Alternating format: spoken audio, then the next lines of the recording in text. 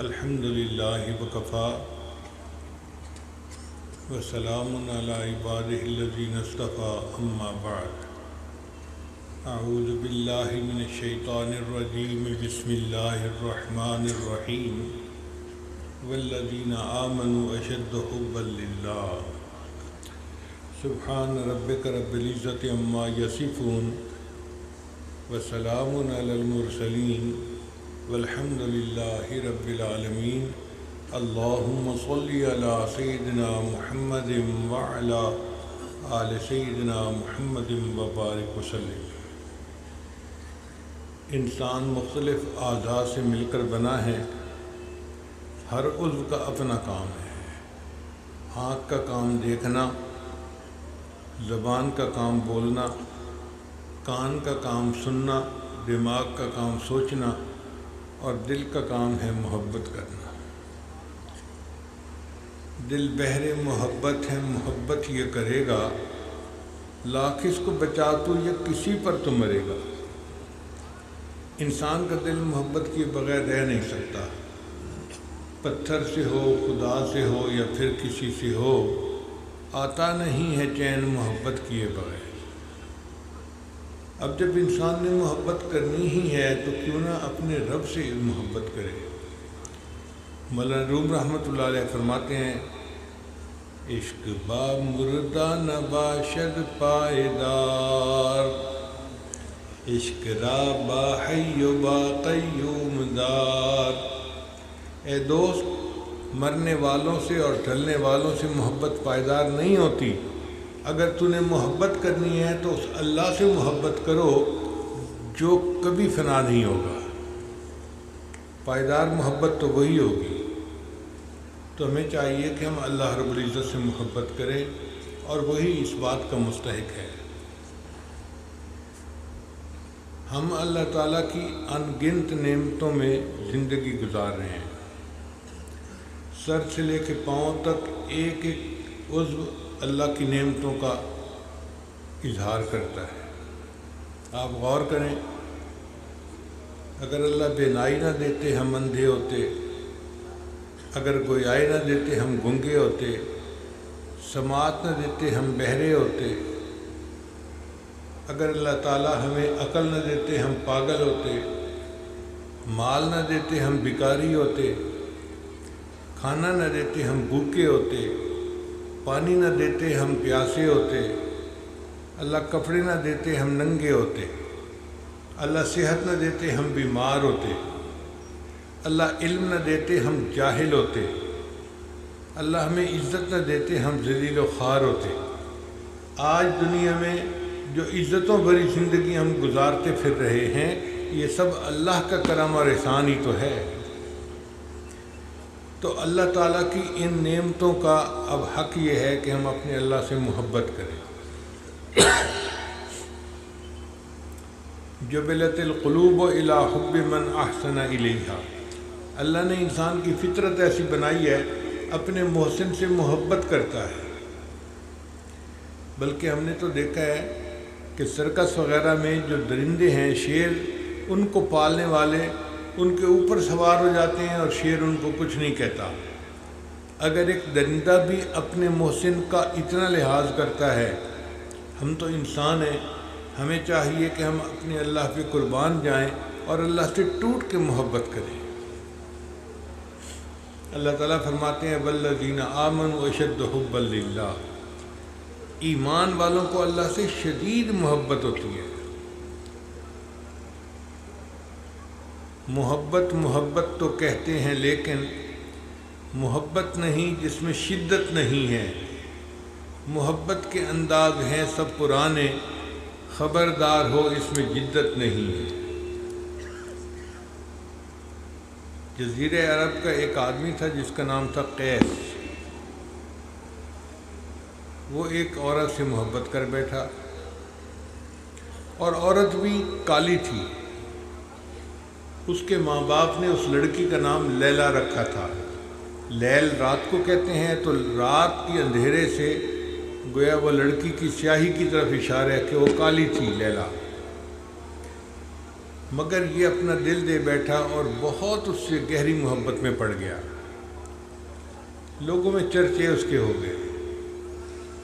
وقت کے حاکم نے سنا کہ ایک نوجوان ہے جو ایک لڑکی کی محبت میں گرفتار ہے، تو اس نے کہا میں دیکھوں تو صحیح وہ کون سی حسینہ ہے کہ یہ نوجوان جس کو دل دے بیٹھا۔ اس نے لیلا کو بلوایا، جب دیکھا تو رات کی طرح کالی، تو اس بادشاہ نے کہا از دیگر خوباں تو افزوں نیستی، کہ عورت تو دوسری لڑکیوں سے کوئی بہت زیادہ حسین تو نہیں ہے۔ گفت خاموش چوں تو مجنون نیستی، کہنے لگی بادشاہ خاموش رہ اس لیے کہ تو مجنون نہیں، اگر مجنون کی آنکھ سے مجھے دیکھتا تو دنیا میں سب سے خوبصورت میں نظر آتی۔ ایک دفعہ مجنون کے باپ نے اسے کہا کہ بھئی مجھے بہت شرمندگی ہے کہ تیرے عشق کے قصے لوگوں میں زبان زد عام ہیں، تو چل میرے ساتھ بیت اللہ میں اور جا کے اپنے اس گناہ کی معافی مانگ۔ اب یہ والد کے ساتھ چل پڑا۔ جب بیت اللہ کے پاس پہنچا تو والد نے اسے کہا کہ بیت اللہ کا پردہ جو ہے نا پکڑ کے اپنے گناہ کی معافی مانگ۔ تو اس نے بیت اللہ کا پردہ پکڑا اور دعا مانگی، الہی تبت من کل المعاصی، اے اللہ میں ہر گناہ سے توبہ کرتا ہوں، ولیکن حب لیلا لا اتوب، لیکن لیلا کی محبت سے میں توبہ نہیں کرتا۔ اب جب اس نے یہ بات کہی تو باپ نے غصے کی نظر سے اسے دیکھا، تو سمجھ گیا کہ ابو غصے میں ہیں، تو اس نے اگلا شعر پڑھا، الہی لا تسلبنی حبہا ابدا، اے اللہ لیلا کی محبت کو میرے دل سے کبھی نہ نکالنا، ویرحم اللہ عبدا قال آمینہ، اور جو میری بات پر آمین کہے اس کے بھی گناہوں کو معاف کر دینا۔ یہ ایسا دیوانہ پاگل تھا۔ ایک مرتبہ سیدنا حسن رضی اللہ عنہ جا رہے تھے تو یہ راستے میں مل گیا، سلام دعا ہوئی۔ سیدنا حسن رضی اللہ عنہ نے فرمایا کہ قیس میں نے حکومت سیدنا امیر معاویہ رضی اللہ عنہ کے حوالے کر دی ہے، ان کو دے دی ہے جن کو حکومت زیادہ سجتی تھی۔ تو یہ سنتا رہا، ان کا تو چپ کیوں ہے، بولتا کیوں نہیں؟ کہنے لگا جی سچی بات یہ ہے کہ حکومت تو لیلا کو سجتی ہے۔ یہ سن کے انہوں نے فرمایا انت مجنون، تو مجنون ہے، پاگل ہے۔ اس وقت سے اس کا نام مجنون شروع ہو گیا۔ تو اگر ایک نوجوان کو ایک عورت کی محبت اتنی بے حال کر دیتی ہے تو کیا اللہ کی محبت ہمارے دلوں میں نہیں سما سکتی؟ عشق مولا کہ کم از لیلا بود، گوئے گفتن بہر او اولا بود۔ اے میرے دوست، کیا مولا کا عشق لیلا کے عشق سے بھی کیا گزرا ہے کہ تم اپنے اللہ سے عشق نہیں کرتے؟ اور وہ جو بندہ تھا وہ ایک عورت سے اتنا محبت کرتا تھا۔ تو ہمیں چاہیے کہ ہم اللہ تعالیٰ کی محبت کو اپنے دل میں بڑھائیں۔ اب یہاں سوال پیدا ہوتا ہے کہ اللہ کی محبت دل میں کیسے بڑھے گی؟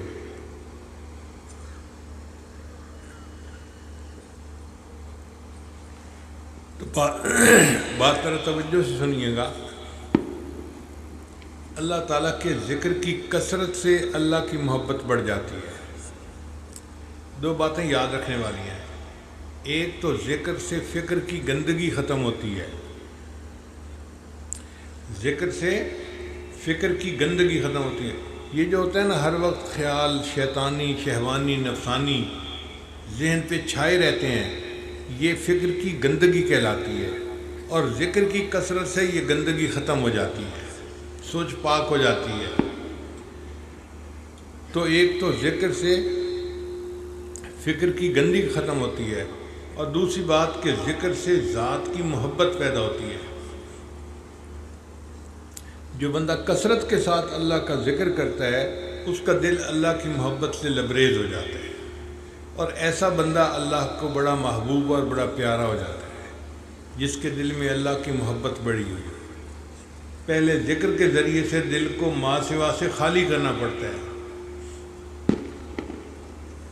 دنیا کی مخلوق کی محبتیں دل سے نکل جائیں پھر اللہ کی محبت دل میں آتی ہے۔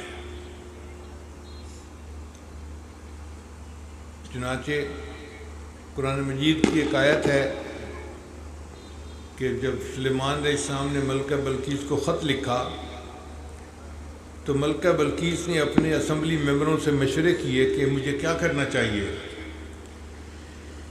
تو انہوں نے کہا کہ آپ قدم بڑھائیں، ہم تمہارے ساتھ ہیں۔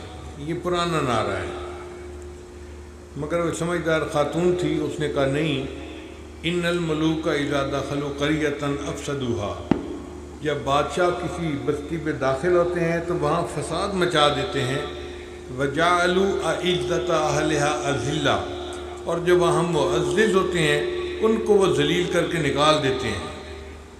تو یہ تو آیت کے ظاہری معنی ہوئے۔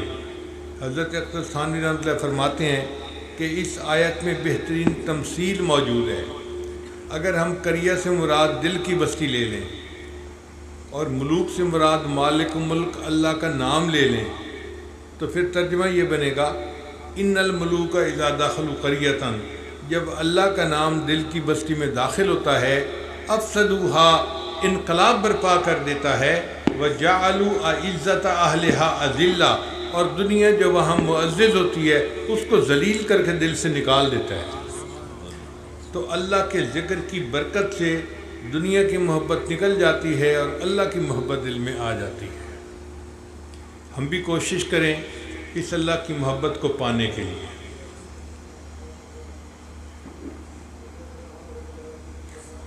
اور اس کی بنیادی شرط یہ ہے کہ دل سے دنیا کی تمام تمناؤں کو ختم کر دیں۔ حضرت مجذوب رحمۃ اللہ فرماتے ہیں ہر تمنا دل سے رخصت ہو گئی، ہر تمنا دل سے رخصت ہو گئی، اب تو آجا، اب تو خلوت ہو گئی۔ جب انسان اپنے دل کو ما سوا سے خالی کر لیتا ہے تو اللہ کی محبت دل میں سما جاتی ہے، اللہ کی محبت دل میں آ جاتی ہے، اللہ کی محبت دل میں چھا جاتی ہے۔ دل ایک ہے اور ایک ہی کے لیے ہے۔ اللہ فرماتے ہیں کہ ہم نے کسی بندے کے سینے میں دو دل نہیں بنائے، تو دل ایک ہے اور ایک اللہ ہی کے لیے ہے۔ ہم اللہ کی محبت سے اس دل کو لبریز کر لیں تو پھر اللہ کے ہاں ہمارا مرتبہ بڑھ جائے گا۔ انسان کا دل اللہ کی محبت سے جتنا بھرا ہوا ہوگا اتنا اللہ کے ہاں اس کی قیمت ہوگی۔ امام شافعی رحمۃ اللہ فرماتے تھے علیہ ثیاب لو یباع جمیعھا، میرے اوپر ایسے کپڑے ہیں اگر ان کپڑوں کو بیچو تو ایک درہم کے بدلے ان کو کوئی نہیں خریدے گا، لیکن ان کپڑوں کے اندر ایک جان ہے، تم ساری دنیا کے خزانے اکٹھے کر لو اس جان کی قیمت ادا نہیں کر سکتے۔ حضرت شاہ ولی اللہ مدد دہلوی رحمۃ اللہ نے ایک مرتبہ دہلی کی جامع مسجد میں جمعے کا خطبہ دیا تو انہوں نے فرمایا کہ مغل بادشاہو، تمہارے خزانے ہیرے جواہرات سے بھرے پڑے ہیں، سونے چاندی سے بھرے پڑے ہیں، ولی اللہ کے سینے میں ایک دل ہے، تم اپنے سارے خزانے اکٹھے کر لو، تم ولی اللہ کے دل کی قیمت ادا نہیں کر سکتے۔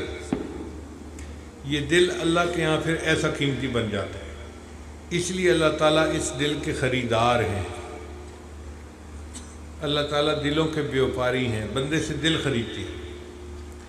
اللہ تعالیٰ نے قرآن مجید میں فرمایا ان اللہ اشتری من المؤمنین انفسهم واموالهم بان لهم الجنہ، اللہ نے ایمان والوں سے جنت کے بدلے میں ان کے جان اور مال کو خرید لیا ہے۔ اب طلباء کے لیے یہاں پر چند باتیں سمجھنے کی ہیں۔ اللہ نے یہ نہیں فرمایا کہ میں نے جنت کو بیچ دیا ہے، اس لیے کہ بندہ چیز کو بیچتا ہے دو وجوہات سے، یا تو مجبور ہوتا ہے، وہ جی پیمنٹ کرنی ہے، قرضے والا مانگ رہا ہے، مکان بیچ دیتے ہیں، گاڑی بیچ دیتے ہیں، تو انسان ضرورت مند ہوتا ہے تو اپنی چیز کو بیچتا ہے۔ اور دوسری بات یہ کہ کبھی زیادہ فائدے کی توقع ہوتی ہے تب چیز کو بیچتا ہے۔ پلاٹ خریدا تھا 4 لاکھ کا، اب قیمت لگ گئی 40 لاکھ، اور جی اس کو بیچ دیتے ہیں۔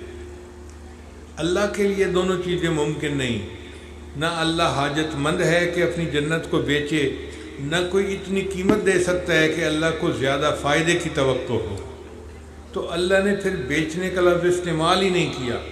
اللہ نے فرمایا کہ میں نے جنت کے بدلے میں مومن سے جان اور مال کو خرید لیا ہے۔ اب پہلی بات تو سمجھ آ گئی، مگر ایک اور اشکال ذہن میں آیا کہ جب اللہ نے جان اور مال کو خریدا تو اللہ نے دل کا تو تذکرہ ہی کہیں نہیں کیا کہ میں نے دل خریدا۔ حالانکہ انسان کے پاس جب پیسے ہوتے ہیں نا تو انسان سب سے پہلے اپنا مکان خریدتا ہے، تو اللہ نے تو دل کو خریدنے کا تذکرہ ہی نہیں کیا، فرمایا میں نے جان اور مال کو خرید لیا۔ تو مفسرین نے اس کا بھی جواب دیا کہ دل کو اللہ نے اپنے لیے وقف کر دیا کہ یہ دل تو میرے لیے وقف ہے، اور جو وقف کی جائیداد ہوتی ہے نا اس کو بیچا نہیں جا سکتا۔ تو اللہ نے فرمایا میرے بندے تیرا دل تو میرے لیے وقف ہے، یہ تو ہے ہی میرا، اس کے بعد تیرے پاس جان اور مال باقی بچ گیا تھا، اس کو بھی میں نے جنت کے بدلے میں خرید لیا ہے، اب تو سارا کا سارا میرا ہو گیا۔ تو ہم اللہ کے بن کر زندگی گزاریں گے تو اللہ رب العزت ہمارے اوپر اپنی خصوصی رحمت فرمائیں گے۔ سیدنا ابراہیم علیہ السلام کا واقعہ ہے، ایک مرتبہ اپنی بکریوں کو چرا رہے تھے، ایک آدمی قریب سے گزرا اور اس نے اللہ تعالیٰ کی حمد بڑے پیارے الفاظ میں کی، سبحان ذی الملک والملکوت، سبحان ذی العزت والعظمت والہیبت والقدرت والکبریاء والجبروت۔ جب اس نے اللہ کی حمد اتنے پیارے الفاظ سے کہی تو ابراہیم علیہ السلام کا دل پھڑک اٹھا، اے بھائی ذرا اللہ کی تعریف ایک مرتبہ پھر کر دو۔ اس نے کہا میں پھر تعریف کروں تو مجھے اس کے بدلے کیا دیں گے؟ تو میں بھئی آدھی بکریاں آپ کو دے دوں گا۔ اس نے پھر پڑھا سبحان ذی الملک والملکوت، سبحان ذی العزت والعظمت والہیبت والقدرت والکبریاء والجبروت۔ اب جب دوبارہ اللہ کی تعریف سنی نا تو دل گدگدا گیا، اللہ ہوتی رہے ثنا تیرے حسن و جمال کی، یہ تیرے حسن و جمال کی تعریف کرتا رہے اور تیرا خلیل اس تعریف کو سنتا رہے۔ اے بھائی ایک مرتبہ پھر یہ الفاظ کہہ دو۔ اس نے کہا اب اس کے بدلے میں کیا دیں گے؟ فرمایا باقی آدھی جو بکریاں ہیں وہ بھی دے دوں گا۔ اس نے پھر پڑھ دیا تو پھر آپ نے فرمایا کہ ایک مرتبہ اور سنا دو۔ اس نے کہا بکریاں تو اب ساری میری ہو گئیں، اب آپ کے پاس پیچھے کیا بچا جو آپ مجھے دیں گے؟ ابراہیم علیہ السلام نے فرمایا کہ تجھے ان بکریوں کو چرانے والے کی ضرورت ہوگی، میں ساری عمر تمہاری بکریاں چرایا کروں گا، تم مجھے اللہ کی تعریف سنا دو ان الفاظ میں۔ جب آپ نے یہ فرمایا تو اس بندے نے کہا کہ ابراہیم علیہ السلام مبارک ہو، میں تو اللہ کا فرشتہ ہوں، اللہ نے مجھے فرمایا تھا جاؤ میرے خلیل کے سامنے میرا تذکرہ کرو اور پھر دیکھو وہ میرے نام کے کیا دام لگاتا ہے۔